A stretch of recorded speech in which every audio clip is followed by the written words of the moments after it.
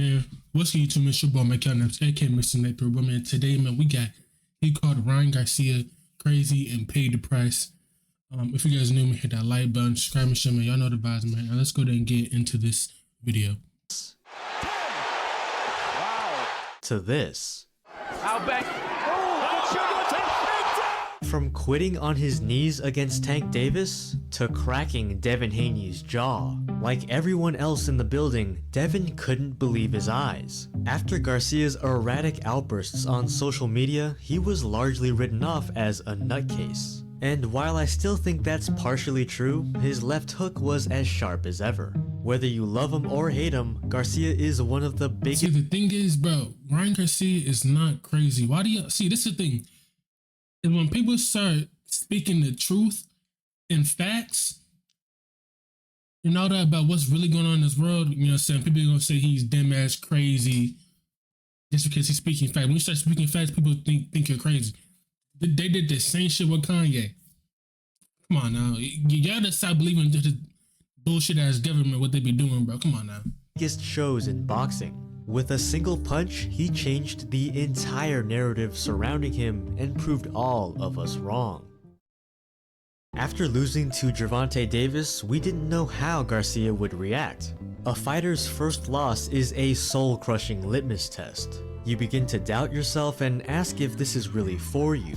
It's a trial that all the greats had to conquer. But he bounced back with a knockout win over Oscar Duarte and everything was looking up. Sure, he looked a little passive at times, but he was still melding with new coach Derek James. And at the very least, his hand speed was still lightning fast. Then came the fight announcement. Garcia was to challenge Devin Haney for his junior welterweight title. Once rivals in the amateurs, this would be their 7th fight, previously splitting 3 apiece. Garcia had just beaten an unknown fighter in Duarte, and Haney had just outclassed a champion in Regis Prograis. Haney was a 2-division previously undisputed champion, and Garcia had yet to sniff a single belt. The general consensus was a boring 12-round decision for Devin Haney. Until Ryan Garcia started doing what Ryan Garcia does best. Posting on social media. Wild tweets, unhinged posts, and psychotic behavior for hours at a time. People were beginning to wonder if he was even training at all. Meanwhile, Haney was doing his job, sharpening his skills and living in the gym. There was a stark difference in the way they carried themselves. One respected the sport and the other was doing anything for attention. The odds grew even wider in Haney's favor. It was shaping up to be another dull, drawn-out victory. I'll tell you guys one thing. Whoever put money on Ryan, they won a lot of money, dog. Don't get me wrong, he's a master of his craft, but Devin has negative charisma.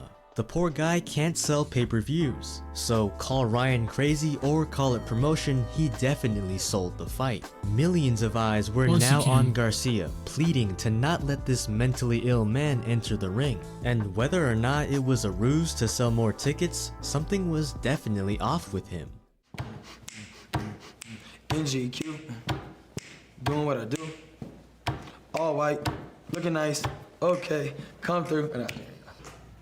I don't know if Ryan Garcia is taking the fight serious or not. This became all more apparent during weigh-ins when Ryan missed weight by an almost insulting 3 pounds. Haney, always a professional, was 140 pounds on the dot, and after some beer chugging and more screaming, the fight was set. It's crazy. Ryan was chugging beer and he won the fight, dog. The thing is, I feel like Ryan should go up to 147. I think that's his 147 is better for him because I feel like he can't really make that 140 weight, you know what I'm saying? Just go to 147, you know what I'm saying? Just stay there, bro. Haney was an 8-1 favorite, but at this point, all anyone could talk about was Ryan Garcia. People were predicting he would no-show or quit on his stool, but the first bell rang and he stepped to the middle of the ring. Garcia was aggressive from the jump. This was the moment of truth. Had he been training? Was he physically and mentally ready? Could his left hook land on a defensive wizard like Devin? Suddenly, the tone shifted. Haney's head snapped back and Garcia took the lead. It had been 3 years since Haney was last caught flush. Even Lomachenko couldn't buzz him like this. Devin Haney is a defensive technician, but it was Garcia's left hook, the one everyone knows about, that. And also, Devin Haney, this nigga's a boring. He's not boring, but like, bro, like, this shit always goes 12 rounds. That shit, like, man, nigga, we want to see somebody stumbling on their feet, like, not that 12 round split decision bullshit. That shit Cracked him. In fact, Haney is one of the best at not getting hit. According to CompuBox, he was among the top 10 fighters that boxers just can't land on. What's especially crazy is this stat. When opponents throw power punches at Devin Haney, more often than not, they miss. This just goes to show how fast Garcia's left is. Like a bullwhip, Ryan cranked his money punch, and Haney was never the same. In the 7th, another left hook sent Haney to the canvas for the first time in his career. Haney barely got up, and it arguably could have been called off here. But credit to his heart, he got back up and continued to fight. The word fight, however, might be a stretch. Haney's legs were gone, and he started wrestling, hugging, and clinching to survive. The ref did absolutely nothing to stop the hugfest, which ironically prolonged the fight and led to even more damage taken. Garcia dropped him again in the 10th and once more in the 11th, each more vicious than the last. The speed was just too much to handle for Haney, and while Garcia is no defensive mastermind himself, Haney just doesn't have the kind of power to earn his respect. He couldn't hurt Ryan back, so like the Haney of old, he clinched his way to the final bell. Garcia pulled off the massive upset and after 3 knockdowns proved to the world he was still a deadly contender. But let's not get carried away. While this was an entertaining fight, Garcia's performance was less than stellar. That lethal left hook covers a lot of— See, remember I said when he lost to I said if Ryan trains with Mayweather for that defense, I promise you Ryan gonna be a problem for a lot of these fighters.